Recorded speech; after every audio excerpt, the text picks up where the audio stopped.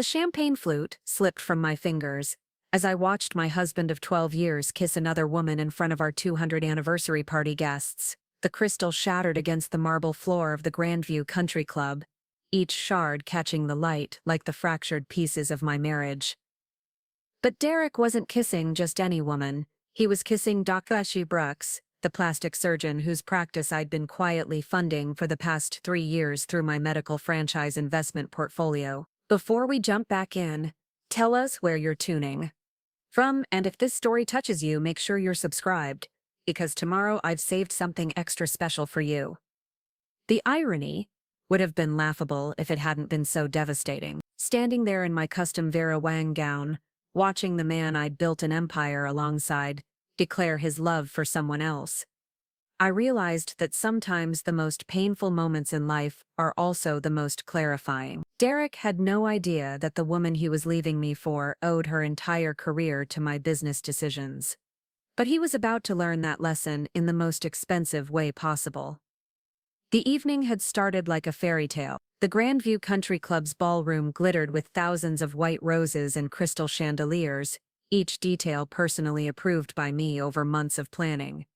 Our closest friends and family members filled the space, celebrating what everyone believed was a love story for the ages. Derek looked handsome in his custom tuxedo, his salt and pepper hair perfectly styled, playing the part of the devoted husband to perfection. He'd spent the cocktail hour charming our guests, regaling them with stories of our early days when we were both struggling to build our careers in Denver's competitive business landscape. I had started Hayes & Associates Investment Group from our spare bedroom, while Derek was climbing the ranks at a prestigious law firm.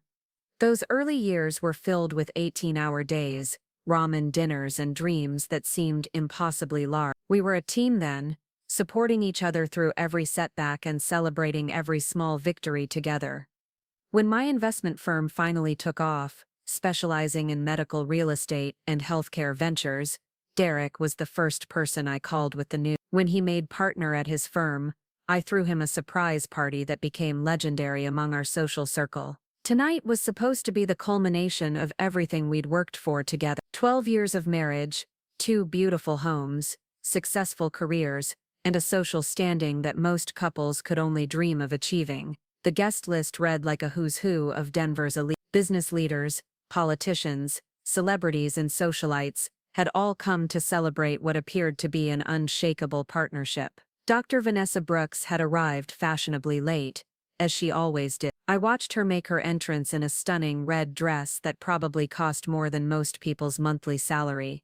Her trademark platinum blonde hair was styled in an elegant updo, and her surgically enhanced features were flawless under the ballroom's lighting. She commanded attention wherever she went, which made sense given her reputation as one of Denver's most sought-after plastic surgeons. What most people didn't know was that Dr. Brooks' stunning success story was largely funded by my investment decision. 3 years ago, when she was struggling to expand her small practice into the luxury medical spa she'd dreamed of, I had quietly purchased the building she wanted through one of my subsidiary companies. Not only did I offer her a below-market lease, but I also connected her with the contractors, designers, and marketing teams that transformed her modest clinic into the Brooks Aesthetic Medical Center, a facility so luxurious it resembled a 5-star resort more than a medical office. My investment portfolio included stakes in 17 medical practices across Colorado, and Dr. Brooks's facility was my crown jewel. The returns had been exceptional, turning my initial investment into millions in profit over just 3 years. More importantly, it had established me as a major player in Denver's medical real estate market, a reputation that opened doors to even bigger opportunities. But Derek knew none of these details. Despite being married to me for over a decade, he'd never shown much interest in the specifics of my business operations. He knew I was successful, certainly. Our lifestyle made that obvious. But he seemed to view my work as some mysterious process that generated money without requiring his attention or understanding. This willful ignorance would prove to be his most expensive mistake. The evening's program had proceeded flawlessly through dinner and the first round of toast. Derek's best man, his law partner James, had delivered a heartfelt speech about our relationship that brought tears to many eyes. My sister Rachel had followed with stories from our early dating days that had everyone laughing. The champagne flowed freely, the band played our favorite songs, and the photographer captured what would become the last happy moments of our marriage. It was during the dancing portion of the evening that I first noticed something was wrong. Derek had been attentive throughout dinner, holding my hand and whispering sweet compliments about how beautiful I looked. But when the band began playing and couples filled the dance floor, his attention seemed to drift. I caught him glancing toward Dr. Brooks's table more than once, his gaze lingering longer than appropriate for casual social interaction. Dr. Brooks was seated with several other medical professionals from our social circle, including Dr. Patricia Wang, a dermatologist whose practice I'd also invested in, and Dr. Michael Santos, a cosmetic dentist who rented space in one of my medical buildings. It was a table full of successful, attractive people, but Derek's attention was clearly focused on one person in particular. When he excused himself to use the restroom after our second dance, I didn't think much of it, but when 20 minutes passed without his return, I began to feel the first stirrings of concern. I made polite conversation with our guests, accepting compliments on the party's elegant details, and laughing at stories about married life, but part of my attention was always scanning the room for Derek's familiar figure. It was Nina Rodriguez, my best friend and business partner, who first suggested I might want to check the terrace. Nina had been by my side through every major moment of my adult life, from the early days of building my business to the planning of tonight's celebration. She had an intuitive sense about people and situations that had saved me from countless poor decisions over the years. The concern in her dark eyes told me everything I needed to know before she even spoke. She touched my arm gently and leaned close to my ear, her voice barely audible over the band's music. Her words sent a chill through me that had nothing to do with Denver's cool evening air. The terrace overlooked the country club's meticulously maintained gardens, illuminated by strategically placed lighting that created a romantic atmosphere perfect for intimate conversation. It was there that I found them, standing close together near the stone balustrade, their bodies' language suggesting a familiarity that went far beyond casual acquaintanceship. Even from a distance, I could see the intensity of their interaction. Derek's hand was resting on Doc Brooks's lower back, a gesture intimate enough to make my stomach clench with recognition. They were speaking in low tones, their heads bent close together, completely absorbed in each other and oblivious to the party continuing inside. I stood frozen in the doorway, watching this scene unfold like a movie playing in slow motion. Part of me wanted to march over there and demand an explanation, but another part of me needed to see how far this would go. Some instinct told me that interrupting now would only give Derek the opportunity to explain away what I was witnessing as innocent conversation between old friends. So I waited, my heart pounding with a mixture of rage and disbelief, as my husband of 12 years revealed the true nature of his relationship with Dr. Vanessa Brooks. The woman whose success I had quietly engineered was now stealing the man I had loved and supported through every triumph and setback of our shared life. When Derek finally leaned in to kiss her, time seemed to stop completely. It wasn't a brief, impulsive kiss that could be dismissed as a moment of poor judgment fueled by too much champagne. It was a deep, passionate kiss that spoke of established intimacy and ongoing emotional connection. It was the kiss of two people who had been lovers for long enough to be completely comfortable with each other. That's when I knew this wasn't a sudden attraction or a momentary lapse in judgment. This was an affair that had been building for months, possibly long. Every late night at the office, every business trip that seemed to run longer than expected, every time Derek had seemed distracted or distant suddenly took on new meaning. I thought about all the times Doc Brooks had attended our social gatherings, always perfectly polite and professional, never giving any indication that she was sleeping with my husband. I remembered the charity events, where she'd complimented my dress or my jewelry, the dinner parties where she'd engaged me in conversations about travel and art, all while carrying on a secret relationship with Derek. The betrayal cut deeper than I had imagined possible. It wasn't just the infidelity, though that was devastating enough. It was the calculated deception, the months of lies, the way they had both looked me in the eye and pretended to be nothing more than casual acquaintances while conducting their affair behind my back. But even as my world crumbled around me, another part of my mind was already calculating the implications. Dr. Brooks owed her current success to my business decisions, my connections, and my capital. The building she worked in, the equipment she used, even the marketing campaigns that had made her Denver's most sought-after plastic surgeon.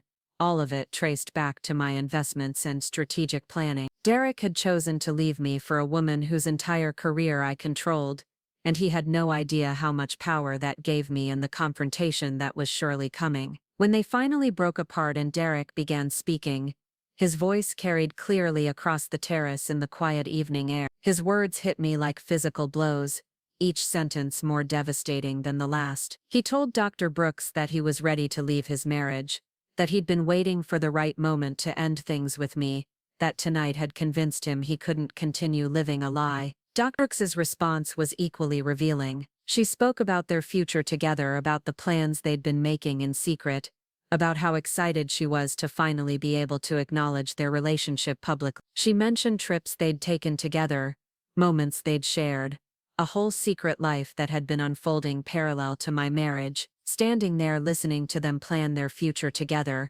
I felt something inside me shift from devastation to determination. They thought they held all the cards in this situation, but they were about to discover how wrong they were. I didn't confront them on the terrace. Instead, I returned to the party and played the role of the gracious hostess for the remainder of the evening. I smiled at our guests, accepted their congratulations on our beautiful marriage, and danced with Derek when he finally returned as if nothing had changed. But everything had changed. As I moved through the motions of celebrating our anniversary, my mind was already working through the implications of what I'd discovered. Dr. Brooks's lease was up for renewal in 6 months. Her equipment financing agreements were structured through companies I control. The referral network that sent her the majority of her high-paying clients was built on relationships I had cultivated over years of strategic investment in Denver's medical community. Derek thought he was leaving me for a successful, independent woman who could provide him with the lifestyle he'd grown accustomed to during our marriage. He had no idea that the woman he was choosing over me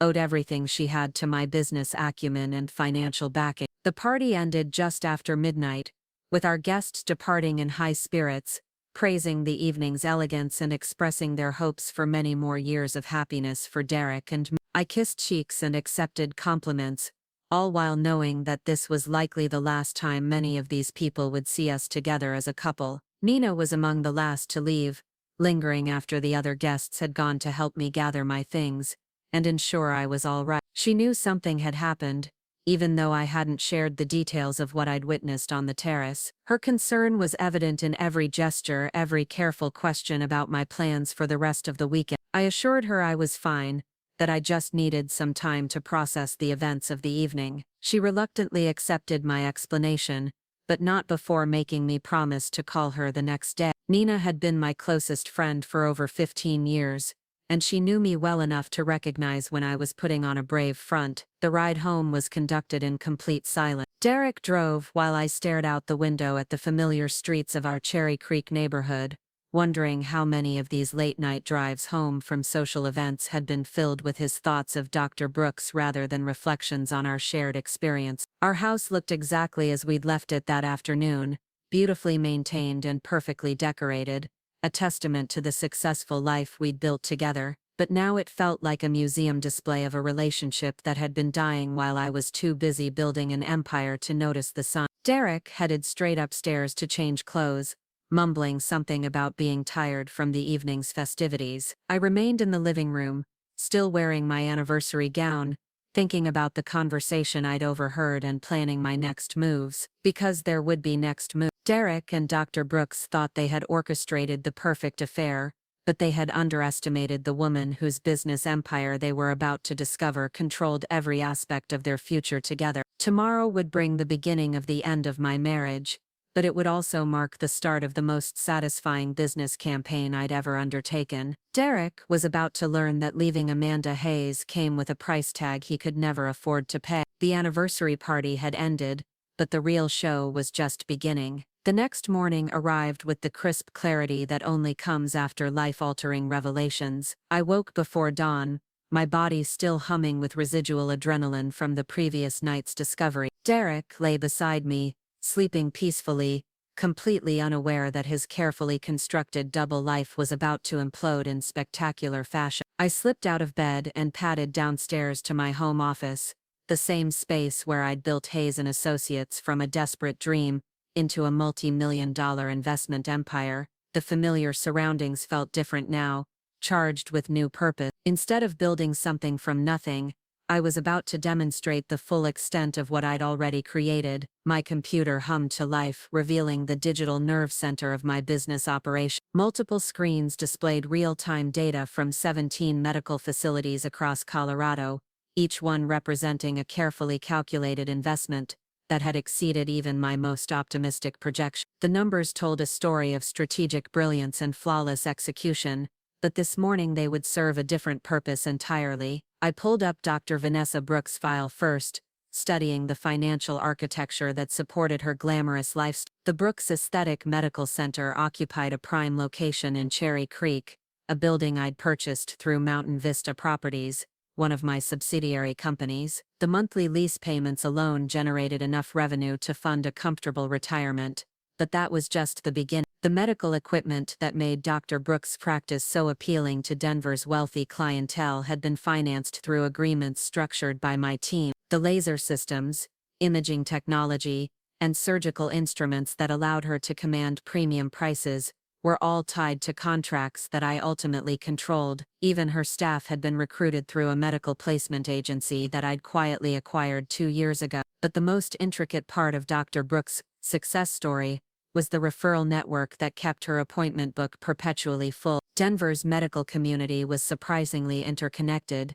and over the past 5 years, I'd systematically invested in practices that complemented each other perfectly. Dermatologists referred patients to plastic surgeons, cosmetic dentists recommended aesthetic treatments, and wellness centers suggested medical spa services. Each referral generated revenue for multiple practices in my portfolio, creating a self-sustaining ecosystem of profitable relationships. Dr. Brooks received approximately 60% of her new patients through referrals from other practices in my network. She had no idea that her professional relationships were actually business relationships orchestrated by the woman whose husband she was stealing. My phone buzzed with a text message from Nina asking how I was feeling after the party. Nina had been my business partner since the early days, when we'd worked together at a small investment firm that specialized in healthcare ventures. She possessed an analytical mind that perfectly complemented my strategic thinking, and her loyalty had never wavered through all the challenges of building our empire. I responded that I was fine and suggested we meet for coffee to discuss some urgent business matters. Nina's reply came immediately, agreeing to meet at our usual spot downtown within the hour. She knew me well enough to recognize when something significant was happening, and she'd learned never to question my instincts about timing. The drive through Denver's awakening streets gave me time to refine my strategy. Derek's affair with Dr. Brooks wasn't just a personal betrayal, it was a business problem that required a sophisticated solution. The goal wasn't simply revenge, though I couldn't deny the appeal of that concept. The goal was to demonstrate the true cost of underestimating Amanda Hayes. Nina was already waiting when I arrived at Common Grounds, our favorite coffee shop in downtown Denver. She'd claimed our usual corner table, away from the morning rush of business commuters and tourists. Her expression shifted from casual concern to sharp attention when she saw my face. Nina Rodriguez had built her career on reading people and situations with uncanny accuracy. We'd worked together long enough that she could interpret my moods and motivations better than anyone else in my life, including Derek. This morning she immediately recognized that something fundamental had changed. I ordered my usual cappuccino and settled into the chair across from her, studying her familiar features. Nina's dark hair was pulled back in her signature ponytail, and she wore the kind of understated business attire that commanded respect without drawing unnecessary attention. She'd been my anchor through every major decision of the past decade, and today would be no exception. Without preamble, I told her about Derek's affair with Dr. Brooks. I described the scene on the terrace, the intimate conversation I'd overheard, and the devastating realization that my marriage had been a facade for months. Preparing and narrating this story took us a lot of time, so if you are enjoying it, subscribe to our channel. It means a lot to us. Now back to the story. Nina listened without interruption, her expression growing darker with each detail. When I finished, she reached across the table and squeezed my hand gently. Her words were carefully chosen, reflecting both her professional experience and personal affection. She expressed outrage at Derek's betrayal and disgust at Dr. Brooks' calculated deception, but she also recognized the unique opportunity that this situation presented. Nina had been involved in structuring many of my medical investments, including the deals that had made Dr. Brooks's success possible.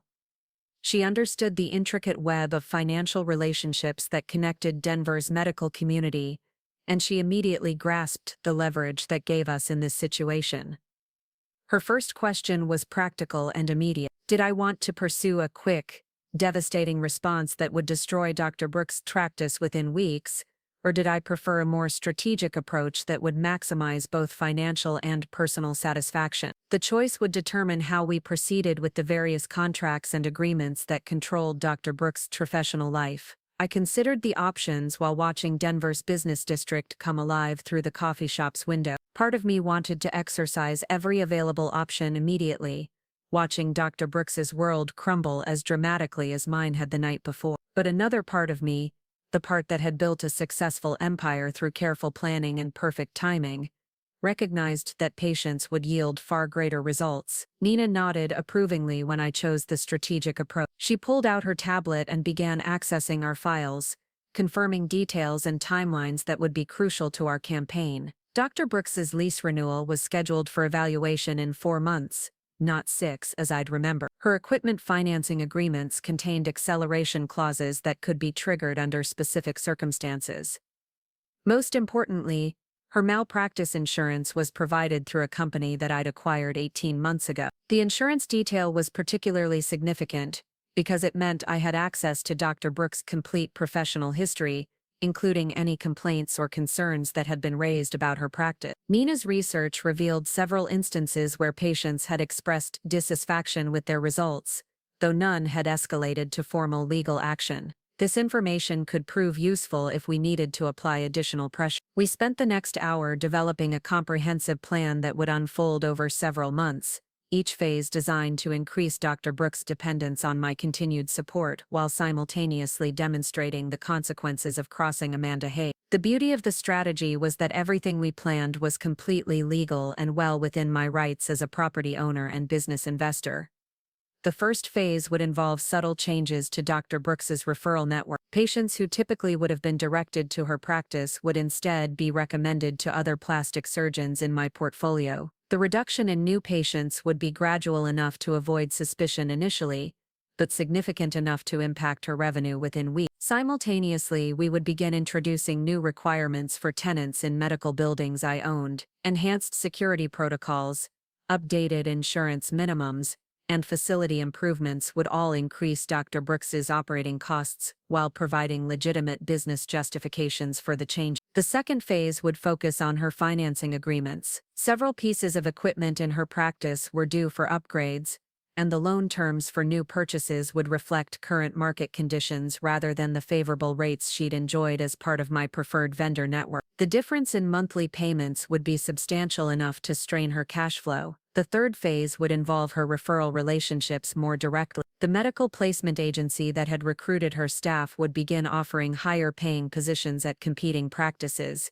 creating turnover that would disrupt her operations and force expensive retraining periods. The final phase would be the lease renewal negotiation, where Dr. Brooks would discover that the below-market rates she'd enjoyed were no longer available. The building's new lease terms would reflect true market value for prime Cherry Creek medical space, an increase that would fundamentally change the economics of her practice. Nina's analysis suggested that by the time all phases were complete, Dr. Brooks would face a choice between accepting significantly reduced profit margins or relocating her practice to a less prestigious location with lower overhead costs. Either option would damage the luxury brand image that attracted her high-paying clientele, but the plan's most elegant aspect was its reversibility. If Dr. Brooks ended her affair with Derek and took steps to repair the damage she'd caused to my marriage, all of these business pressures could be alleviated quickly. The choice would be entirely hers, though she wouldn't understand the connection between her personal and professional challenges until much later. As we refined the details of our strategy, my phone rang with a call from Tyler Kim, my financial advisor and one of the few people who understood the full scope of my investment portfolio. Tyler had been managing the complex financial structures that supported my medical investments for 3 years, and his expertise had been crucial to maximizing returns while minimizing tax obligations. Tyler's voice carried unusual excitement as he explained the reason for his early morning call. A major healthcare corporation had approached him about acquiring several medical properties in the Denver area, including the building that housed Dr. Brooks' practice. Their preliminary offer was substantial enough to provide immediate liquidity while maintaining long-term income through leaseback arrangements. The timing of this opportunity was too perfect to be mere coincidence. A sale to the healthcare corporation would give me additional options for influencing Dr. Brooks's future while providing the cash flow to pursue other investment opportunities. Tyler recommended scheduling a meeting to explore the offer in detail, and I agreed to see him that afternoon. Nina and I wrapped up our planning session with assignments for implementing the first phase of our strategy. She would handle the referral network adjustments and begin researching new lease terms for medical property. I would meet with Tyler about the acquisition offer and start conversations with key partners about upcoming changes to our vendor relationship. As I drove home, my phone buzzed with a text from Derek asking if I'd had a good time at the anniversary party and suggesting we plan a quiet dinner to decompress from the evening's festivity. The casual tone of his message was almost insulting in its normalcy, as if he hadn't spent the previous evening planning our marriage's destruction with his mistress. I responded with enthusiasm about the dinner idea, suggesting that we invite some friends to join us for a more intimate celebration. Derek's agreement came quickly, probably because he saw it as an opportunity to spend time with Dr. Brooks in a social setting without raising suspicions about their relationship. Perfect. The dinner would provide an ideal setting for the next phase of my strategy, allowing me to observe their interactions while beginning to implement subtle changes to Dr. Brooks's professional environment. She would attend as a guest at my table, completely unaware that her hostess controlled every aspect of her career success. The house was quiet when I returned, Derek having left for his law office without waiting for my return. His absence provided an opportunity to review additional files related to my medical investments, looking for any details that might prove useful in the coming months. I discovered several interesting connections that Nina and I hadn't discussed. Dr. Brooks's practice shared a parking structure with 3 other medical offices in my portfolio. The management company that handled maintenance and security for the facility was also under contract with my organization. Even the cleaning service that maintained Dr. Brooks's pristine office environment was employed through one of my subsidiary companies. Every detail of her professional life was connected to my business decisions in some way, creating a level of control that she couldn't possibly comprehend. The woman who thought she was stealing my husband had built her entire career on a foundation that I could withdraw at any time. My laptop chimed with an email from Marcus Chen, my attorney, requesting a meeting to discuss some estate planning updates that had become necessary due to recent changes in tax legislation. Marcus had been handling my legal affairs for 5 years, and his discretion had been invaluable as my business empire expanded into increasingly complex territory. I called Marcus immediately, explaining that I needed to schedule an urgent consultation about some personal legal matters in addition to the estate planning discussion. His tone remained professionally neutral, but I detected the slight shift that indicated he recognized the seriousness of my request. Marcus had handled several delicate situations for my business interests,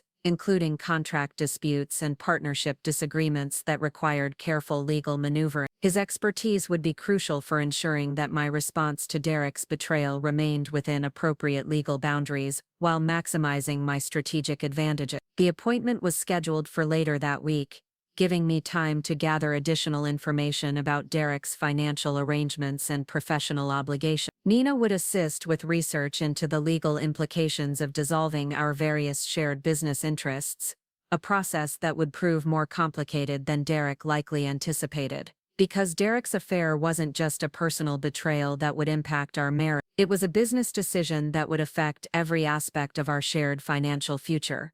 From real estate holdings, to investment portfolios, to tax obligations. The man who thought he could simply walk away from our marriage to pursue his relationship with Dr. Brooks had no idea how entangled his financial security was with my continued cooperation. As the day progressed, I began implementing the first subtle changes to Dr. Brooks' referral network: phone calls to trusted partners, casual conversations about patient placement priorities, and strategic adjustments to marketing relationships, all contributed to a gradual shift that would reduce her new patient flow without obvious cost. The changes were so minor that they would be attributed to normal market fluctuations initially. A dermatologist might recommend a different plastic surgeon based on scheduling convenience. A wellness center might highlight alternative aesthetic options that didn't require surgical intervention. A cosmetic dentist might suggest postponing certain procedures until after dental work was completed. Individually, each adjustment was insignificant. Collectively, they would create a pattern that would become impossible to ignore as weeks passed.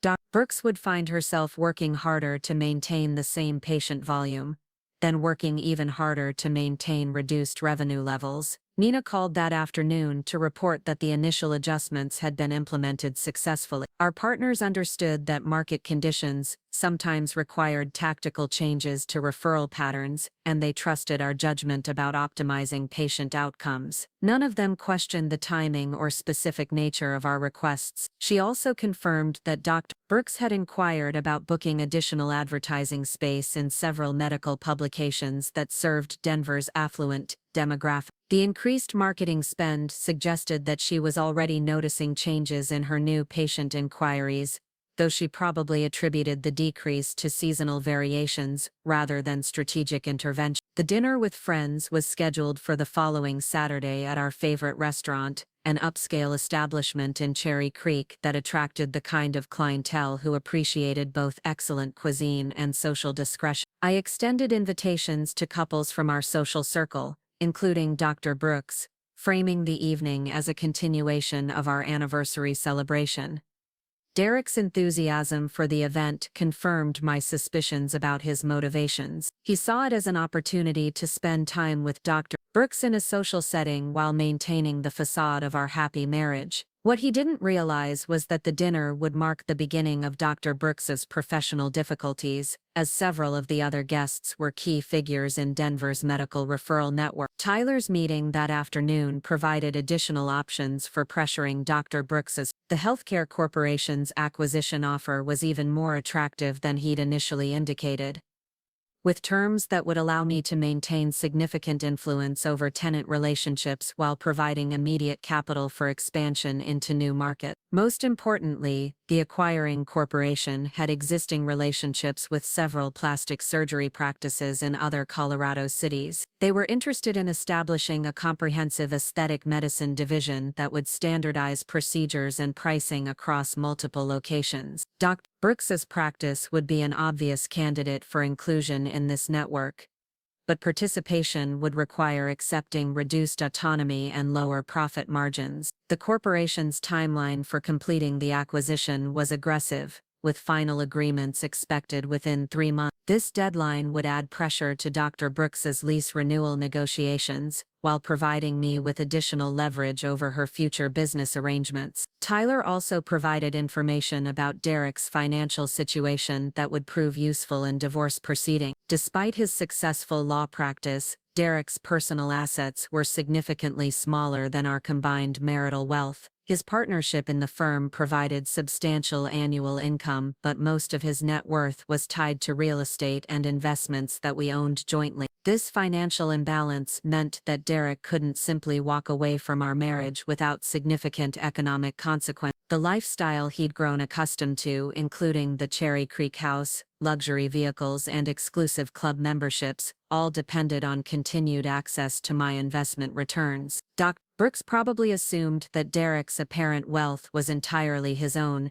making him an attractive partner for someone interested in maintaining an upscale lifestyle. She had no way of knowing that his financial security was actually dependent on remaining married to the woman whose husband she was stealing. As the week progressed, I continued implementing subtle changes to Dr. Brooks's business environment while maintaining the appearance of normalcy in my personal life. Derek remained oblivious to my knowledge of his affair, commenting casually on work pressures and social obligations, as if nothing had changed between us. His ability to compartmentalize his deception was almost impressive in its thoroughness. He discussed plans for upcoming travel, home improvement projects, and social events, with the same enthusiasm he'd always shown for our shared activity. If I hadn't witnessed his intimate conversation with Dr. Brooks personally, I might have continued believing in the stability of our marriage indefinitely, but I had witnessed it, and now every interaction with Derek felt like a performance designed to maintain his cover story. He was counting on my ignorance to provide him with time to organize his affairs before revealing his true intentions. Unfortunately for Derek, my knowledge of his deception gave me the advantage of time to prepare my own response. The dinner party approached with mounting anticipation on my part and obvious excitement on Derek's. He spent extra time selecting his outfit and grooming, clearly hoping to impress Dr. Brooks with his appearance. His anticipation was almost touching in its naivety, considering that he was about to witness the beginning of his mistress's professional downfall. Saturday evening arrived with perfect weather and flawless execution of my carefully planned event. The restaurant's private dining room provided an intimate setting for our 8-person gathering, with elegant table settings and discreet service that encouraged relaxed conversation among friends. Dr. Brooks arrived looking stunning in a designer dress that probably cost more than most people earned in a month. Her confidence was evident in every gesture, from her gracious greetings to her sophisticated conversation about art and travel. She played the role of the successful, independent woman to perfection, completely unaware that her success was entirely dependent on the goodwill of her host. Derek's behavior throughout the evening confirmed every suspicion I'd harbored about the nature of their relationship. His attention was constantly drawn to Dr. Brooks, finding excuses to engage her in conversation and reacting to her comments with enthusiasm that seemed disproportionate to their apparent social connection. But the evening's most significant moments occurred during seemingly casual conversations about business and professional challenges. Dr. Vera Wang, the dermatologist, whose practice was also in my investment portfolio, mentioned that she'd been adjusting her referral patterns recently to better serve her patients' diverse needs. Dr. Michael Santos, the cosmetic dentist, who rented space in one of my medical buildings, discussed new collaboration opportunities with plastic surgeons who specialized in facial reconstruction work. His comments were carefully phrased to sound like general industry observations, rather than specific business decisions. Dr. Brooks participated in these conversations with growing discomfort, recognizing that the changes being discussed would impact her practice directly. She attempted to steer the discussions toward other topics, but the business implications hung in the air like storm clouds gathering before an inevitable downpour. The evening concluded with expressions of friendship and plans for future gatherings, but I noticed that Dr. Brooks seemed subdued during the final conversations. She'd begun to recognize that something significant was shifting in her professional environment, though she couldn't yet identify the cause or scope of the change. Derek remained oblivious to the undercurrents of the evening, focusing entirely on the social aspects of the gathering, rather than the business implications being discussed around him. His legal background hadn't prepared him to recognize the sophisticated maneuvering that was reshaping Dr. Brooks' professional landscape.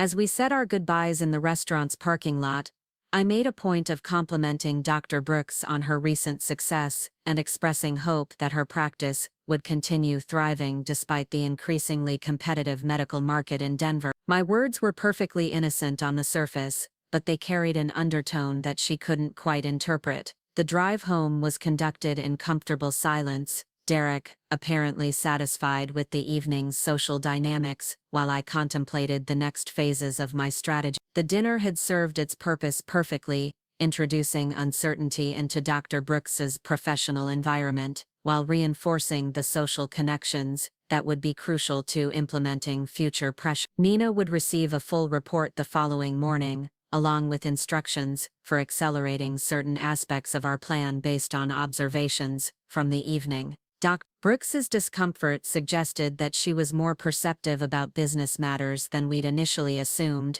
which meant we needed to be more subtle in our approach while simultaneously increasing the pressure. The woman who thought she was stealing my husband was about to discover that Amanda Hayes didn't surrender anything without extracting a price that would make victory feel like the costliest defeat imaginable. The transformation began exactly 14 days after the dinner party, subtle at first but accelerating with the precision of a Swiss timepiece. Dr. Vanessa Brooks probably dismissed the initial signs as coincidental market fluctuations, the kind of temporary adjustments that every medical practice experienced during seasonal transitions. Her first indication that something fundamental was changing came through her appointment scheduling system. New patient consultations, which had maintained a steady flow of 3 to 4 daily bookings for months, suddenly dropped to 1 or 2 per day. The reduction wasn't dramatic enough to trigger immediate alarm, but it was consistent enough to create noticeable gaps in her previously packed schedule. Meanwhile, my morning routine had evolved to include detailed reviews of real-time data from every medical practice in my portfolio. The sophisticated monitoring systems that Tyler had implemented provided minute-by-minute updates on appointment bookings, patient flow, and revenue generation across 17 facilities.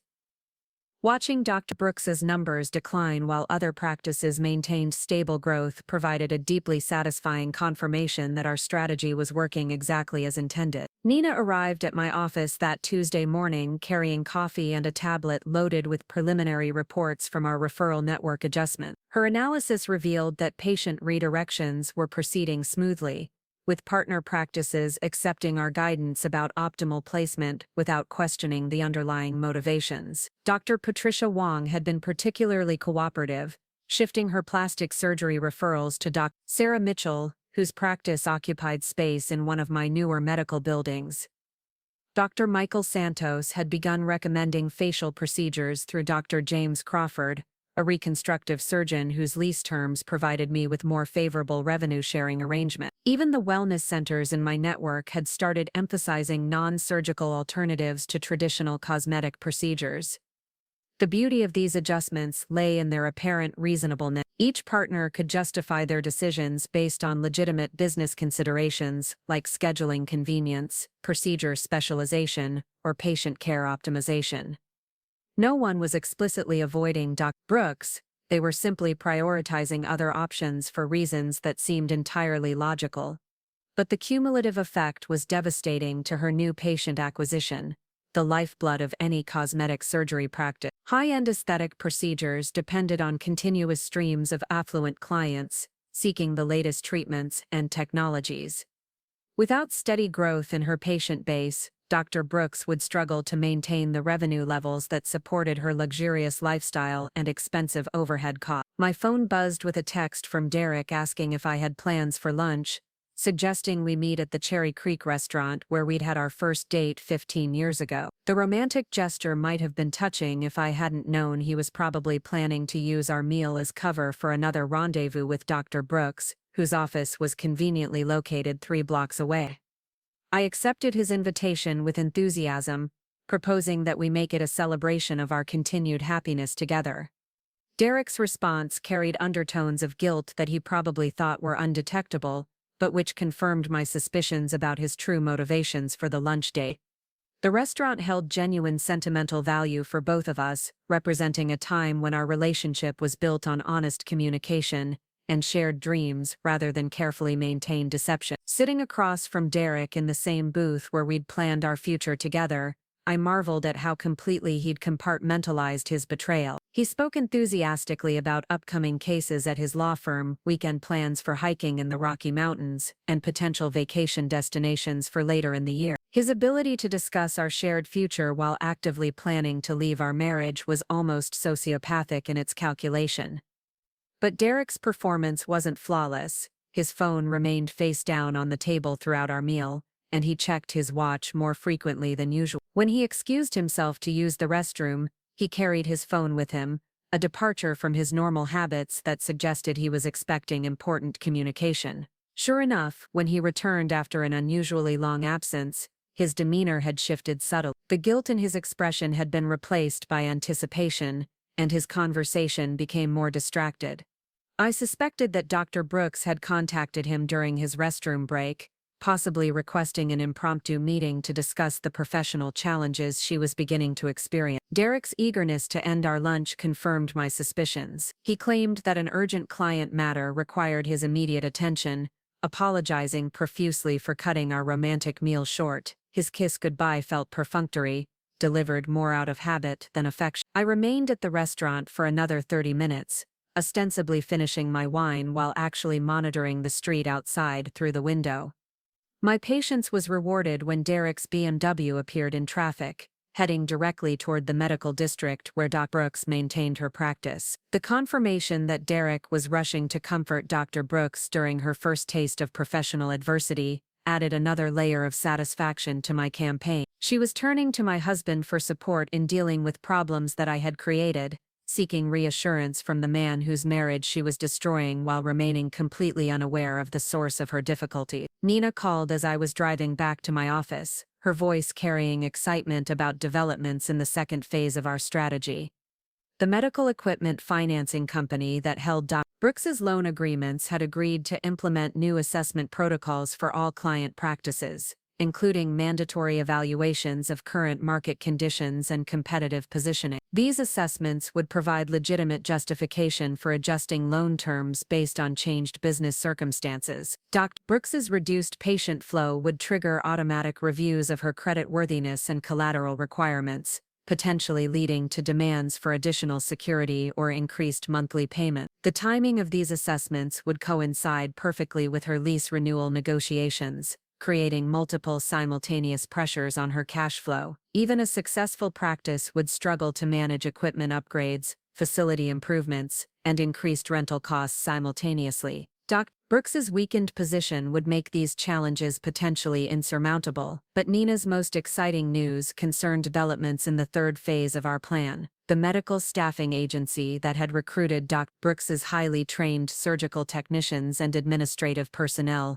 had begun receiving inquiries from competing practices about staff availability. Dr. Sarah Mitchell's expanding practice needed experienced surgical support for her growing patient load. Dr. James Crawford was opening a satellite office that required skilled administrative personnel familiar with high-end cosmetic procedures. Even practices outside my direct investment portfolio were expressing interest in recruiting talent from Dr. Brooks' team. The salary offers being discussed were substantial enough to tempt even loyal employees, particularly given the uncertainty that was beginning to pervade Dr. Brooks' practice. Staff members were natural barometers of business health, and they would be among the first to recognize that something fundamental was changing in their work environment. Employee turnover would create operational disruptions that would compound Dr. Brooks's other challenges. Training new surgical technicians required weeks of intensive preparation, during which procedure schedules would need to be reduced. Administrative personnel carried institutional knowledge about patient preferences,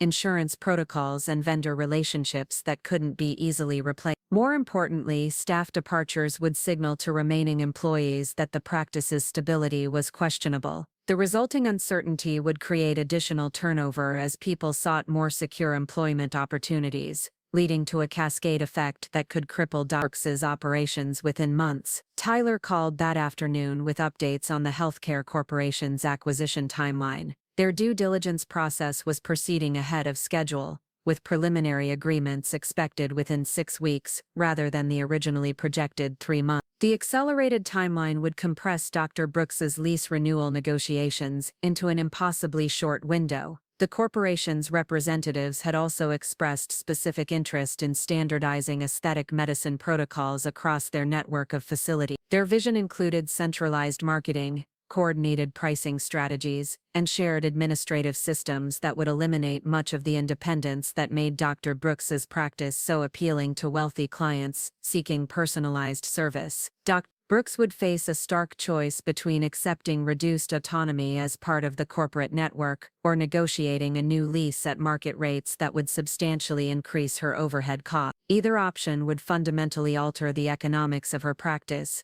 reducing the profit margins that supported her luxurious lifestyle. But the corporation's interest also provided me with additional leverage in structuring the sale term. Their eagerness to complete the acquisition quickly meant they would be willing to accept contract provisions that protected my interests while transferring most operational responsibilities to their management team. The sale would provide immediate liquidity for expanding my investment portfolio while maintaining income streams from the existing medical property. More importantly, it would position me to explore opportunities in other markets where healthcare consolidation was creating similar investment possibilities. Marcus Chen confirmed our appointment for the following week to discuss the legal implications of unwinding my shared financial arrangements with Derek. His preliminary research had revealed several complications that Derek probably hadn't considered when planning his exit from our marriage. Our real estate holdings included properties that had appreciated substantially during our marriage, creating significant capital gains tax obligations that would affect any division of assets. Investment accounts contained positions that couldn't be liquidated quickly without substantial penalties. Even our shared business interests included long-term commitments that couldn't be dissolved without triggering contractual obligations. Derek's legal background was focused on corporate law rather than domestic relations, which meant he likely underestimated the complexity of disentangling our financial lives. His assumption that he could simply walk away from our marriage to pursue his relationship with Dr. Brooks reflected a naive understanding of the legal and financial consequences of his decisions. The irony was that Derek's affair was creating problems for both himself and his mistress simultaneously. Brooks was experiencing professional difficulties that she couldn't understand or address, while Derek was about to discover that leaving our marriage would be far more expensive than he'd anticipated. Friday afternoon brought the week's most satisfying development when Dr. Brooks called my office directly requesting a meeting to discuss potential collaboration opportunities. Her administrative assistant explained that Dr. Brooks was interested in exploring partnerships with other medical practices in my portfolio,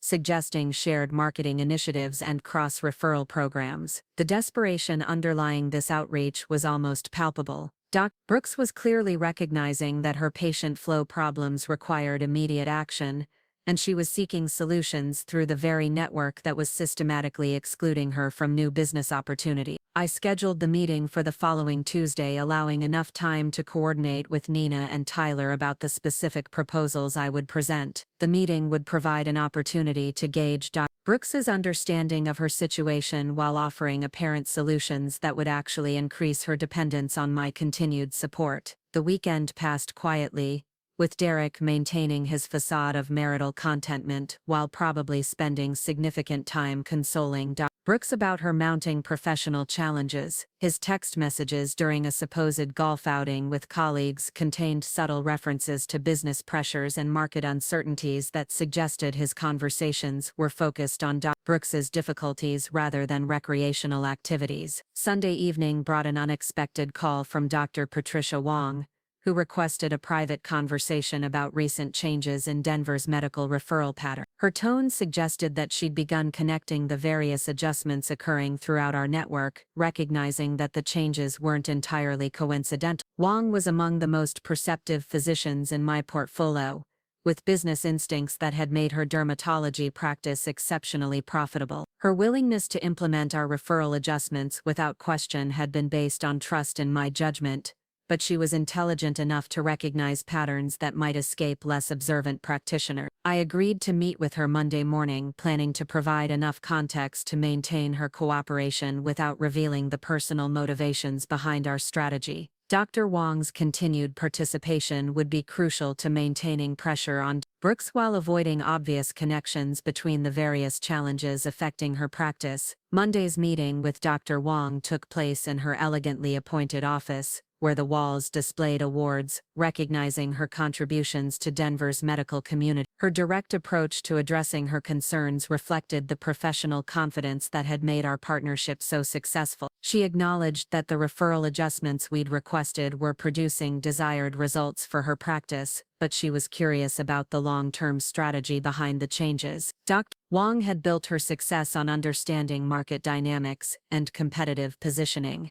and she recognized that our recent decisions represented more than routine business optimization. I provided a carefully crafted explanation that focused on market consolidation trends and competitive pressures affecting aesthetic medicine in Denver. The narrative emphasized our need to strengthen relationships with practices that demonstrated long-term stability and growth potential while reducing dependence on providers whose market position might be vulnerable to changing conditions. Dr. Wang accepted this explanation with the kind of professional courtesy that indicated partial belief rather than complete conviction. She was smart enough to recognize that personal factors might be influencing business decisions, but she was also pragmatic enough to prioritize her own practice's continued success over abstract concerns about industry politics. Her agreement to maintain our current collaboration arrangements was accompanied by subtle questions about potential expansion opportunities that might become available if competitive pressures forced other practices to restructure their operations. Dr. Wang was positioning herself to benefit from any instability that might develop in Denver's aesthetic medicine market.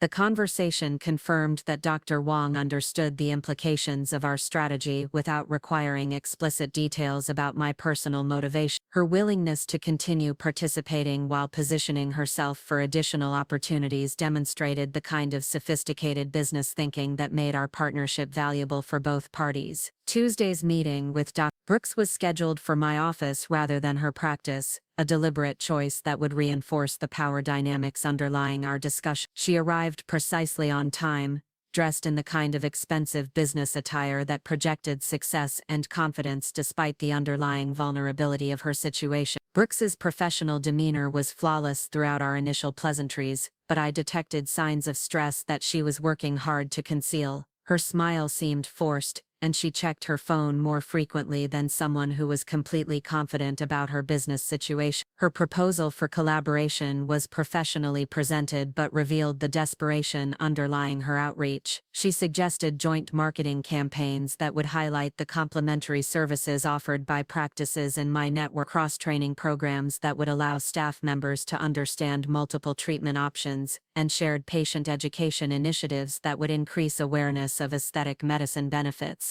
Each suggestion was reasonable on its surface, but they all reflected Dr. Brooks's need to access the patient flow that was being systematically redirected away from her practice. She was essentially asking me to restore the referral relationships that I had been quietly dismantling, though she framed her request in terms of mutual benefit rather than desperate necessity. I listened to her proposals with apparent interest, asking thoughtful questions about implementation timelines and resource requirements. My responses were encouraging enough to maintain her hope while avoiding specific commitments that would actually restore her access to new patients. The meeting concluded with my promise to review her suggestions with my partners and provide feedback within 2 weeks. Dr. Brooks's relief at this timeline was evident, suggesting that her financial situation was becoming more precarious than I'd initially realized. As she prepared to leave, Dr. Brooks made casual conversation about Denver's social scene, mentioning her enjoyment of recent gatherings including our anniversary party. Her comments about Derek's charm and our apparent happiness together were delivered with the kind of calculated innocence that confirmed her awareness of the deception she was helping to maintain. Walking Dr. Brooks to the elevator provided an opportunity to observe her more closely. Despite her professional composure, I noticed signs of fatigue and stress that suggested she was working longer hours to compensate for reduced revenue. Her expensive handbag and jewelry indicated that she was maintaining her luxurious lifestyle despite mounting financial pressure. The elevator doors closed on Dr. Brooks's hopeful smile, unaware that the woman she'd just asked for help was the architect of her professional difficulty. Her desperation for collaboration was actually a plea for mercy from the person whose marriage she was destroying, though she remained completely oblivious to the connection between her personal and professional challenge. Nina joined me for lunch to discuss our observations from the morning's meeting and plan the next escalation of our campaign. Dr. Brooks's obvious distress confirmed that our strategy was producing the intended psychological pressure while maintaining plausible deniability about our motivation. The 2-week timeline I'd provided would allow us to implement additional phases of our plan, while Dr. Brooks waited hopefully for a resolution to her difficulty. Her expectations of assistance would make the eventual denial of her collaboration requests even more devastating to her morale and business prospects. Nina's analysis of current market conditions suggested that we could accelerate certain aspects of our timeline without appearing obviously manipulative. The healthcare corporation's aggressive acquisition schedule was creating general uncertainty throughout Denver's medical real estate market, providing cover for more dramatic adjustments to lease terms and operational requirements. Dr. Brooks's practice was becoming increasingly isolated from the network of relationships that had made her success possible, while she remained unaware that her isolation was the result of calculated decisions rather than market forces. Her desperation for collaboration was actually evidence that Amanda Hayes's strategy was working exactly as designed. The woman who thought she could steal my husband was about to discover that some victories came with prices that made defeat seem like a bargain. The call came at 11:30 on a Thursday morning, just as I was reviewing quarterly reports from my medical investment portfolio. Derek's voice carried an urgency I hadn't heard in months, tinged with what sounded suspiciously like panic. He needed to see me immediately, he said, claiming there were important matters we needed to discuss about our future together. His request for an emergency lunch meeting would have seemed romantic under different circumstances, but I recognized the desperation underlying his sudden desire for intimate conversation. The timing coincided perfectly with what Nina had reported about accelerating pressures on Doc Brooks's practice, suggesting that Derek's crisis was directly related to his mistress's mounting professional difficulties. I agreed to meet him at the downtown Denver hotel, an upscale establishment that provided the kind of discreet environment where sensitive conversations could occur without unwanted attention. Derek's choice of venue indicated that whatever he planned to discuss required privacy and probably involved admissions he wouldn't want overheard by mutual acquaintances. The drive downtown provided time to consider the various revelations Derek might be preparing to share. His affair with Dr. Brooks had been proceeding smoothly until recent weeks, when her practice began experiencing the systematic pressures I'd orchestrated. Her reduced patient flow, equipment financing complications, and staff retention problems would naturally have created stress that affected their relationship. Derek probably assumed he could manage the situation by accelerating his timeline for leaving our marriage, providing Dr. Brooks with the emotional support she needed during her professional crisis. What he couldn't possibly understand was that her difficulties were specifically designed to intensify until she made fundamental changes to her personal life.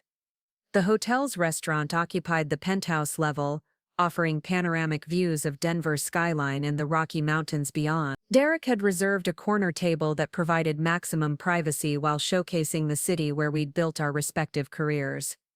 His choice of setting suggested he wanted our conversation to feel momentous and final. He was already seated when I arrived, his usually confident demeanor replaced by visible anxiety. Derek had always prided himself on his ability to manage complex situations with calm professionalism, but today he looked like a man whose carefully constructed plans were unraveling faster than he could adapt. His opening comments confirmed my suspicions about the meeting's purpose. Derek spoke haltingly about feeling trapped by expectations and obligations that no longer aligned with his authentic desires. He claimed that our marriage had become a performance designed to maintain social appearances rather than a genuine partnership based on mutual affection and shared goals. The irony of Derek criticizing our marriage for being performative while he'd been conducting a secret affair for months wasn't lost on me, but I maintained an expression of concerned attention while he continued his prepared speech. His words felt rehearsed,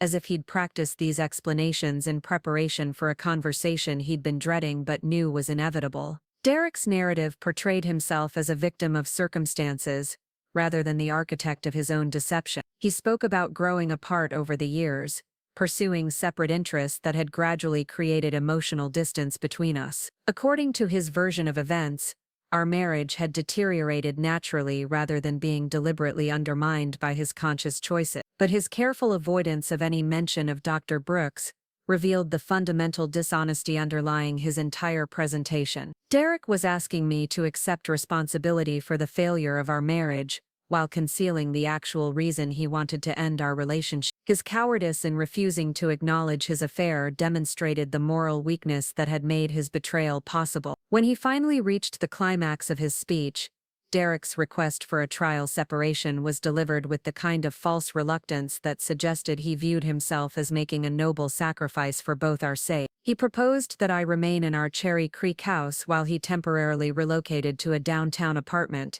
allowing us both time to evaluate our feelings and determine whether our marriage could be salvaged. The proposal was obviously designed to provide Derek with freedom to pursue his relationship with Dr. Brooks openly while maintaining access to our shared assets and social connection. He probably imagined that a few months of separation would make our eventual divorce seem like a mutual decision rather than his unilateral abandonment of our marriage. I listened to Derek's entire presentation without interruption, watching his relief grow as he mistook my silence for acceptance of his narrative. When he finished speaking, the expectant expression on his face suggested he anticipated either tears or grateful acknowledgement of his honesty in addressing our marital problems. Instead, I reached into my purse and withdrew a manila envelope that I placed carefully on the table between us. Derek's confusion was evident as he stared at the unmarked envelope, clearly unprepared for whatever revelation it might contain.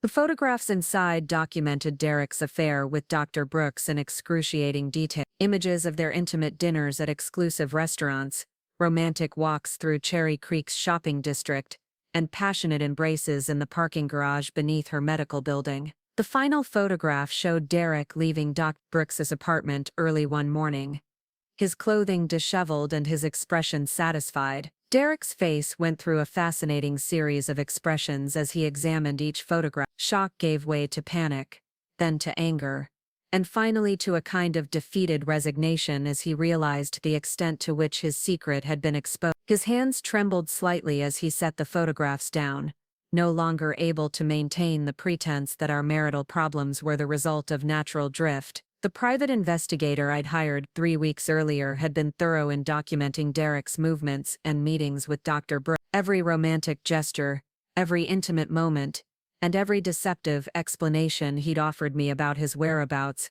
had been carefully recorded and time-stamped, but the photographs were only the beginning of what the envelope contained. Financial records showed Derek's credit card charges at expensive restaurants and hotels during times when he'd claimed to be working late or traveling for business. Phone records documented hundreds of calls and text messages exchanged with Dr. Brooks during our marriage. Hotel reservations and travel bookings revealed weekend getaways that Derek had concealed from me entirely. The evidence was comprehensive enough to eliminate any possibility of denial or minimization. Derek's affair with Dr. Brooks wasn't a recent development or a momentary lapse in judgment. It was a sustained relationship that had been ongoing for over 8 months, involving substantial financial expenditures and elaborate deceptions. Derek's attempt to speak was cut short when I produced a second set of documents from the envelope. These papers detailed Dr. Brooks's complete professional history, including her financial relationships with my various business entities. Every loan agreement,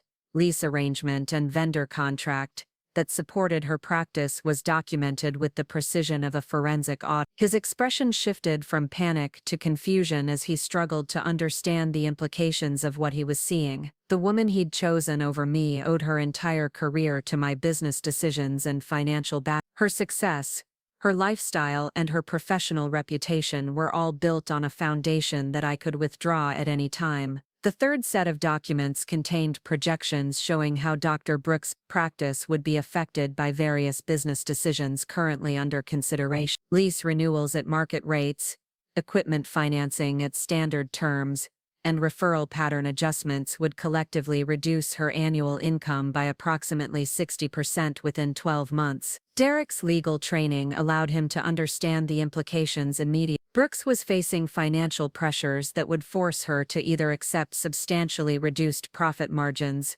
or relocate her practice to a less prestigious location. Either option would damage the luxury brand image that attracted her wealthy clientele. But the document's most devastating revelation concerned the healthcare corporation's acquisition of the building that housed Dr. Brooks. The sale was scheduled to close within 6 weeks, after which all existing lease terms would be subject to renegotiation under corporate ownership standards that emphasized standardized operations over individualized service. Doc Brooks would be forced to choose between accepting integration into a corporate network that would eliminate most of her operational autonomy or finding new facilities that she could no longer afford, given her reduced patient flow and tightened credit arrangement. Derek's understanding of the situation was evident in his increasingly pale complexion as he processed the information. The woman he was leaving me for was about to lose everything that made her an attractive partner, while the wife he was abandoning controlled every aspect of his mistress's professional future. The final documents in the envelope outlined the personal financial consequences Derek would face in divorce proceedings. Our prenuptial agreement, which he'd insisted upon early in our marriage, contained provisions that significantly limited his access to assets acquired during our marriage if infidelity could be proven. The photographs and financial records provided ironclad evidence of Derek's adultery, triggering penalty clauses that would reduce his settlement by millions of dollars. His partnership in the law firm, which he'd always considered his personal achievement, was actually dependent on capital investments it made to support the firm's expansion into new practice areas. Even Derek's pension and retirement accounts were structured through investment vehicles that I controlled, meaning his long-term financial security was contingent on my continued cooperation. His assumption that he could simply walk away from our marriage to pursue his relationship with Dr. Brooks reflected a fundamental misunderstanding of how thoroughly our financial lives had become intertwined. The silence at our table stretched for several minutes as Derek absorbed the full scope of his predicament. His career, his assets, his social standing, and his mistress's professional future were all dependent on decisions that I would make in response to his betrayal.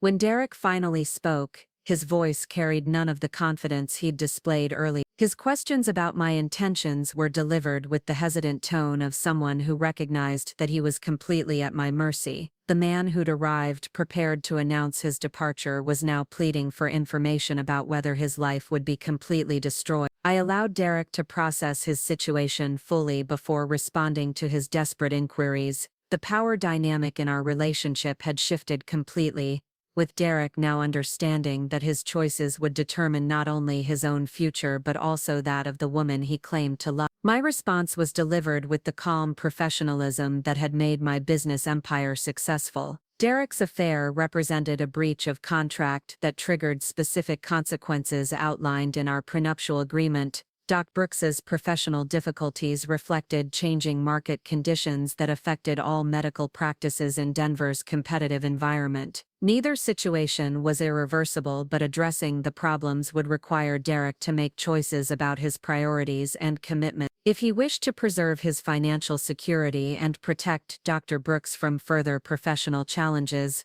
certain accommodations would need to be made. The terms I proposed were straightforward and non-negotiable. Derek would end his affair with Dr. Brooks immediately and permanently, severing all personal contact with her except for unavoidable social encounters in our shared professional circles. He would attend marriage counseling sessions designed to address the underlying issues that had made his infidelity possible. Most importantly, Derek would publicly acknowledge his mistakes and demonstrate his commitment to rebuilding our marriage through actions rather than words. The community that had celebrated our anniversary just weeks earlier would witness his efforts to earn forgiveness for betraying the trust of the woman who had supported his career for over a decade. In exchange for Derek's compliance with these terms, I would halt the systematic pressure being applied to Dr. Brooks' practice and allow her business relationships to return to their previous profitable level. Her financial difficulties would be resolved through renewed access to the referral network and vendor relationships that had made her success possible. But Derek's rejection of these terms would trigger the complete implementation of consequences that had only been partially applied thus far. Doc Brooks would lose her lease, her equipment financing, and her referral relationship simultaneously,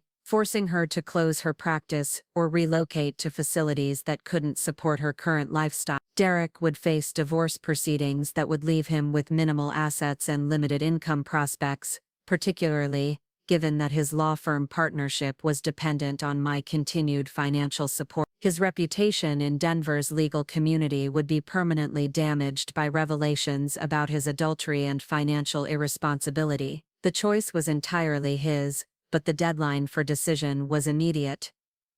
Brooks was scheduled to receive final notice about her lease renewal terms within 48 hours, and the corporate acquisition would eliminate any possibility of reversing those decisions once the sale closed. Derek's response revealed the depth of his selfishness and moral confusion. Rather than expressing remorse for his betrayal or concern about the consequences facing Dr. Brooks, he focused entirely on negotiating better terms for himself. His attempts to minimize his culpability and shift responsibility for our marital problems demonstrated the character flaws that had made his affair possible. But Derek's bargaining position was non-existent, and his attempts to negotiate only reinforced my determination to enforce the consequences of his choices. The man who had planned to abandon our marriage for another woman was now begging for mercy while refusing to accept accountability for his action. I gathered the documents and photographs, returning them to the envelope while Derek continued his desperate attempts to find alternatives to accepting my terms. His panic was increasing as he realized that his comfortable life was about to disappear unless he submitted completely to conditions that would eliminate everything he'd hoped to gain from his affair. The meeting concluded with Derek's reluctant agreement to consider my proposal, though his tone suggested he was still searching for ways to avoid the consequences of his betrayal. His request for additional time to think about his decision was denied with the same firmness I used in business negotiations, where leverage clearly favored my position. Derek would provide his answer by the following evening, at which point the various pressures affecting Dr. Brooks's practice would either be relieved or intensified depending on his choice. The woman he claimed to love would face professional destruction unless he demonstrated his commitment to saving our marriage. Walking away from the hotel, I felt the satisfaction that came from perfectly executed strategy combined with absolute moral certainty. Derek had created this situation through his own choices, and now he would experience the consequences of betraying someone who possessed both the resources and determination to demand accountability. The afternoon brought updates from Nina about Dr. Brooks's increasingly desperate attempts to resolve her professional difficulties. She had contacted every medical practice in Denver seeking collaboration opportunities, apparently unaware that her reputation for personal unreliability was preceding her inquiries. Dr. Brooks had also approached 3 different banks about refinancing her equipment loans, only to discover that her reduced patient flow had damaged her creditworthiness enough to eliminate favorable terms. The financial pressure was forcing her to consider options that would fundamentally change her practice's luxury positioning.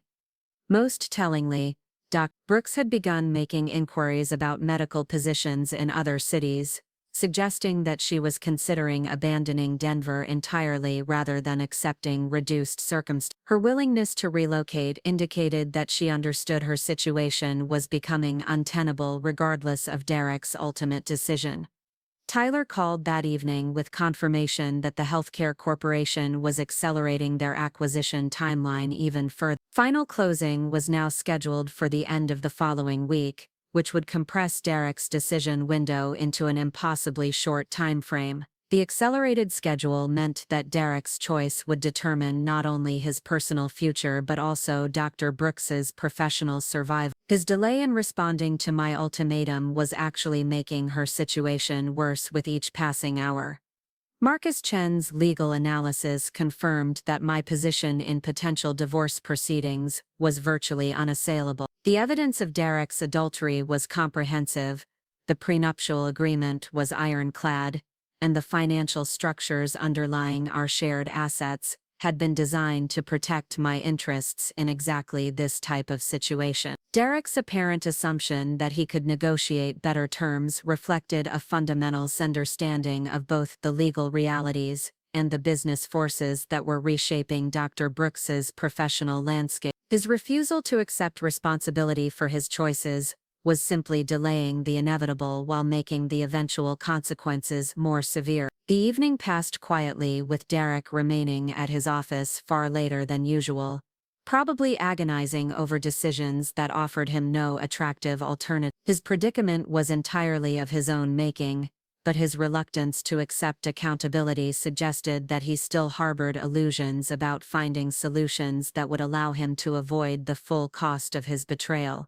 But Derek's time for avoiding consequences was rapidly running out, and Dr. Brooks's professional crisis was intensifying with every hour of his indecision. The woman he'd chosen over me was about to discover that some victories carried prices that made defeat seem generous by comparison. Derek's answer came at exactly 6 o'clock the following evening, delivered not through a phone call or text message, but through his physical appearance at our front door. His haggard expression and wrinkled clothing suggested he'd spent the entire day wrestling with impossible choices, probably bouncing between his office, Dr. Brooks's practice, and various coffee shops where he could think without interruption. I was in my home office when the doorbell rang, reviewing final reports from Nina about the accelerating timeline for Dr. Brooks's lease renewal notification. The healthcare corporation had moved their deadline up another 24 hours, which meant Derek's decision would be implemented immediately rather than allowing for any gradual transition period. His physical presence rather than electronic communication indicated that Derek understood the gravity of his situation and was prepared to accept whatever consequences his choices had created. But the defeated slump of his shoulders suggested that his decision hadn't come easily or without considerable anguish about what he was sacrificing.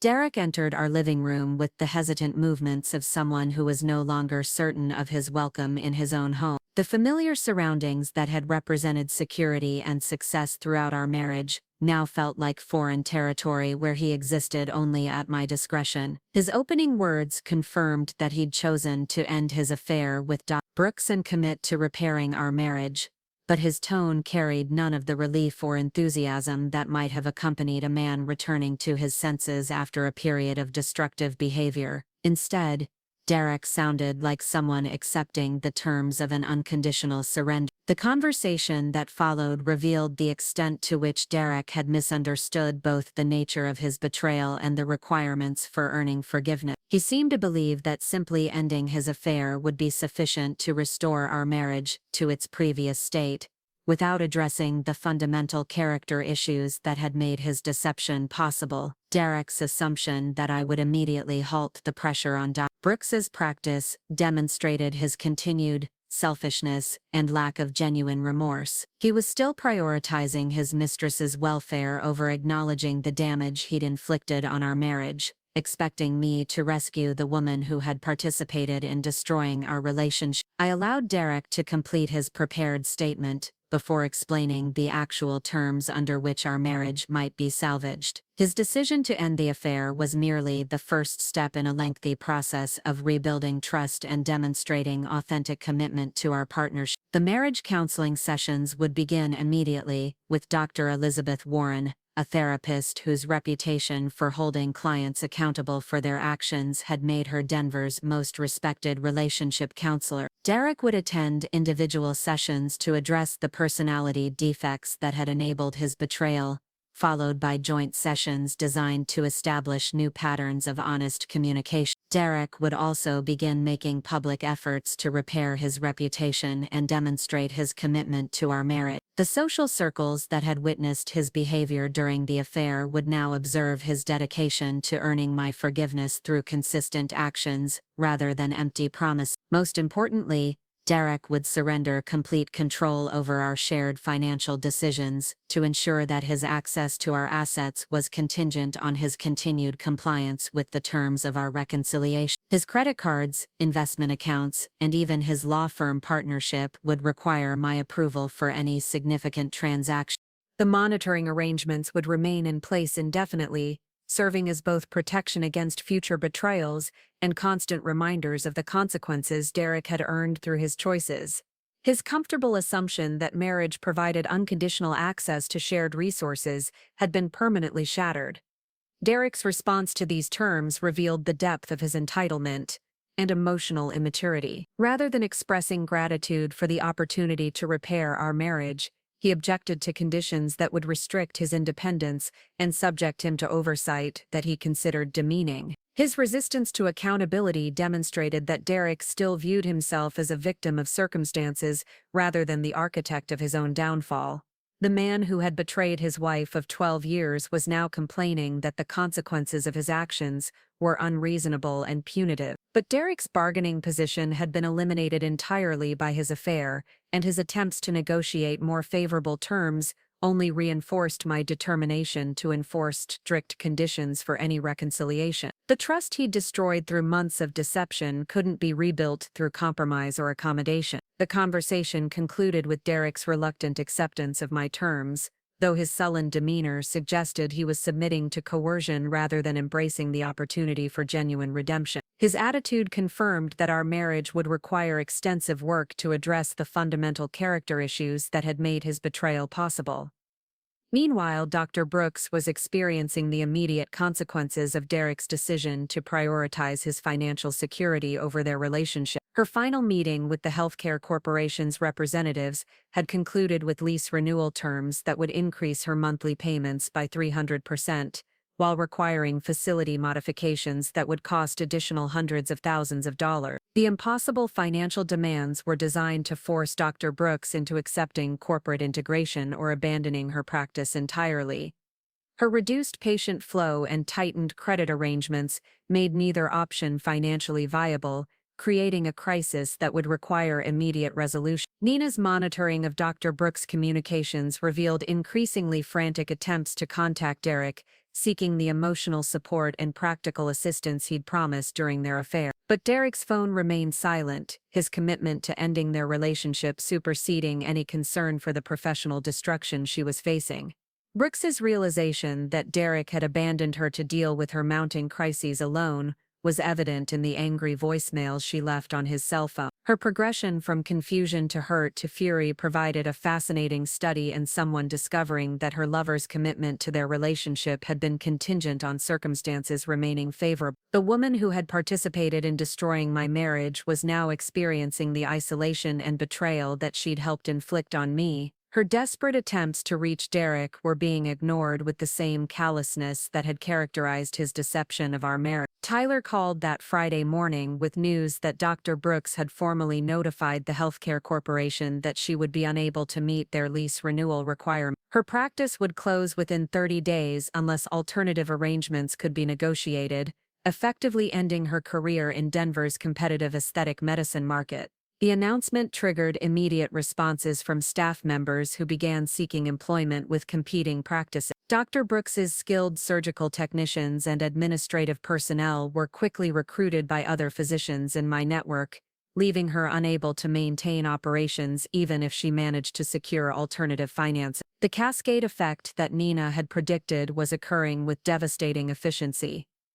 Dr. Brooks's professional reputation was being destroyed not through direct attacks, but through the simple withdrawal of the business relationships that had made her success possible. But the most satisfying aspect of Dr. Brooks's downfall was her complete ignorance about the source of her difficulty. She attributed her problems to market forces and bad timing rather than recognizing that her personal choices had triggered professional consequences orchestrated by the woman whose marriage she'd helped destroy.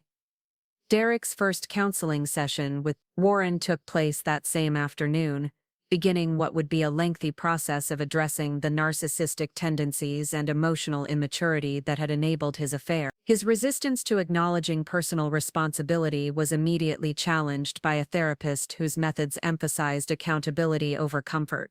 Dr. Warren's initial assessment confirmed my suspicions about Derek's character defect. His ability to compartmentalize his betrayal while maintaining the facade of a devoted husband reflected deeper issues with empathy and moral reasoning that would require intensive intervention to address. The therapeutic process would force Derek to confront uncomfortable truths about his motivations and behavior, stripping away the rationalizations that had allowed him to justify his affair. His comfortable assumption that he was fundamentally a good person who had made understandable mistakes would be systematically challenged and dismantled. Over the weekend, Derek began implementing the public gestures designed to demonstrate his commitment to repairing our marriage. Flowers delivered to my office, reservations at restaurants where we'd celebrated important milestones, and carefully crafted social media posts about the importance of family and commitment. His efforts were transparently calculated rather than spontaneous, but they served the intended purpose of signaling to our social circle that Derek was working to address whatever problems had developed in our marriage. The community that had celebrated our anniversary just weeks earlier was now witnessing his campaign for forgiveness. The following Monday brought Dr. Brooks's final desperate attempt to salvage her practice through a personal appeal to me. Her request for an emergency meeting was accompanied by an emotional letter acknowledging her professional difficulties and seeking guidance about collaboration opportunities that might provide mutual benefit. Her timing was particularly ironic, coming just days after Derek had chosen to abandon their relationship in favor of preserving his financial security. Brooks was unknowingly asking the wife of her former lover for assistance in recovering from consequences that had been specifically designed to punish her affair. I agreed to meet with Dr. Brooks, scheduling the appointment for Tuesday afternoon at my office. The meeting would provide an opportunity to observe her desperation firsthand while delivering the final revelation about the true source of her professional destruction. Dr. Brooks arrived precisely on time, her usually impeccable appearance showing signs of stress and sleepless nights. Her designer clothing and expensive accessories couldn't disguise the exhaustion and anxiety that had become her constant companions as her carefully constructed world collapsed around her. Her presentation was more polished than her previous collaboration proposal, but the underlying desperation was impossible to conceal. Dr. Brooks outlined a comprehensive partnership agreement that would essentially merge her practice with my medical network, accepting reduced autonomy in exchange for access to the referral relationships and financial resources that could save her career. The proposal represented a complete capitulation to terms that would have been unthinkable just months earlier when Dr. Brooks had been one of Denver's most successful aesthetic surgeons. Her willingness to surrender her independence demonstrated the extent to which her situation had become untenable. I listened to her entire presentation without interruption, allowing Dr. Brooks to complete her pitch before revealing the information that would transform her understanding of everything that had happened to her practice. The moment she finished speaking, I opened my desk drawer and withdrew a familiar manila envelope. The photographs of her affair with Derek were arranged in chronological order, documenting their relationship from early romantic dinners through intimate embraces in her apartment building's parking garage. Dr. Brooks's face went through the same progression of expressions Derek had displayed when confronted with evidence of his betrayal, but the photographs were followed by financial documents that revealed the true scope of her dependence on my business empire. Every lease agreement, equipment loan, and vendor contract that supported her practice was connected to companies I owned or controlled. Her success had been built entirely on a foundation that belonged to the woman whose husband she'd been sleeping with. Dr. Brooks's realization that her professional destruction had been orchestrated by her lover's wife was evident in her increasingly pale complexion and trembling hands. The market forces she'd blamed for her difficulties were actually strategic decisions made by someone with both the motivation and capability to systematically dismantle her career. The final documents outlined Derek's decision to end their affair and commit to repairing his marriage, including his agreement to surrender financial control and submit to extensive counseling. Dr. Brooks was learning that her lover had abandoned their relationship the moment his own security was threatened, choosing his wife's money over his mistress's welfare. The silence in my office stretched for several minutes as Dr. Brooks processed the devastating reality of her situation. The woman she'd viewed as an obstacle to her happiness with Derek was actually the architect of everything she'd achieved and the source of everything she was losing. When Dr. Brooks finally spoke, her voice carried the broken quality of someone whose fundamental assumptions about reality had been shattered. Her questions about my motivations and intentions were delivered with the hesitant tone of someone who recognized she was completely powerless to influence her fate. My response was delivered with the same professional calm I'd used when confronting Derek. Dr. Brooks' affair with my husband represented a personal betrayal that had triggered business consequences affecting her practice. The systematic withdrawal of support that had made her success possible was simply the natural result of her choice to betray the woman who controlled her professional future. The destruction of her practice could be halted immediately if Dr. Brooks was prepared to take specific actions to repair the damage she'd caused, but her cooperation would need to be complete and permanent, with ongoing monitoring to ensure compliance with the terms of any agreement.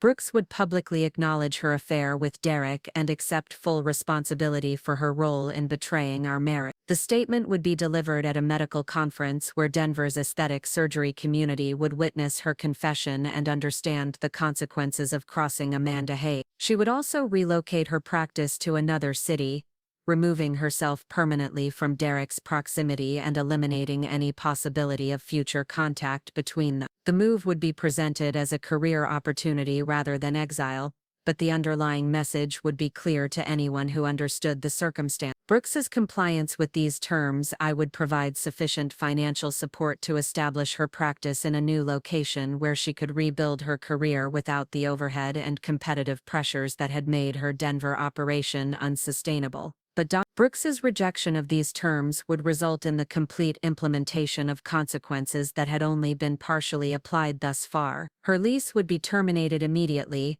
her equipment would be repossessed, and her referral relationships would be permanently severed. The choice was entirely hers, but the timeline for decision was immediate. The healthcare corporation's acquisition would close within days, eliminating any possibility of reversing the lease termination once corporate ownership was established. Brooks's response revealed the desperation that had driven her to seek my assistance in the first place. Rather than expressing remorse for her affair or acknowledging the damage she'd caused to my marriage, she focused entirely on negotiating terms that would allow her to maintain her Denver practice while minimizing public embarrassment. Her attempts to avoid accountability demonstrated the same character flaws that had made her affair with Derek possible. The woman who had participated in destroying my marriage was now trying to escape consequences while refusing to accept responsibility for her choices. But Brooks's bargaining position was even weaker than Derek's had been, since she lacked any leverage to influence my decisions about her professional future. Her practice was entirely dependent on my continued support, and her refusal to accept my terms would simply accelerate the destruction that was already underway. The meeting concluded with Brooks's reluctant agreement to consider my proposal, though her tone suggested she was still hoping to find alternatives that would allow her to avoid the full consequences of her betrayal. Her request for additional time to make her decision was denied with the same firmness I'd shown Derek. Brooks would provide her answer by the following morning, at which point her practice would either be saved through relocation or destroyed through immediate implementation of all pending business pressures. The woman who had thought she could steal my husband would discover that some victories were more expensive than anyone could afford to pay. The rest of the week brought a series of capitulations from both Derek and Brooks as they realized the futility of resisting terms that offered their only hope of avoiding complete destruction. Derek's public demonstrations of commitment to our marriage intensified while Brooks began making arrangements to relocate her practice to Phoenix, where she would start over with significantly reduced expectations. The medical conference where Dr. Brooks delivered her public confession was attended by every significant figure in Denver's aesthetic surgery community. Her acknowledgement of the affair and acceptance of responsibility for betraying a colleague's marriage was received with the kind of professional ostracism that would have made rebuilding her local reputation impossible even if she'd chosen to remain in Denver. Derek's transformation under Warren's guidance was gradual but unmistakable. The entitled arrogance that had characterized his behavior during the affair was being replaced by genuine humility and authentic remorse for the damage he'd caused. His understanding of marriage as a partnership requiring mutual respect rather than convenient arrangement was slowly developing through intensive therapeutic intervention. 6 months later, Derek and I were hosting a dinner party for close friends at our Cherry Creek home, the same house where he'd once planned his escape to pursue his relationship with Dr. Brooks. The guests included many of the same people who had attended our anniversary celebration.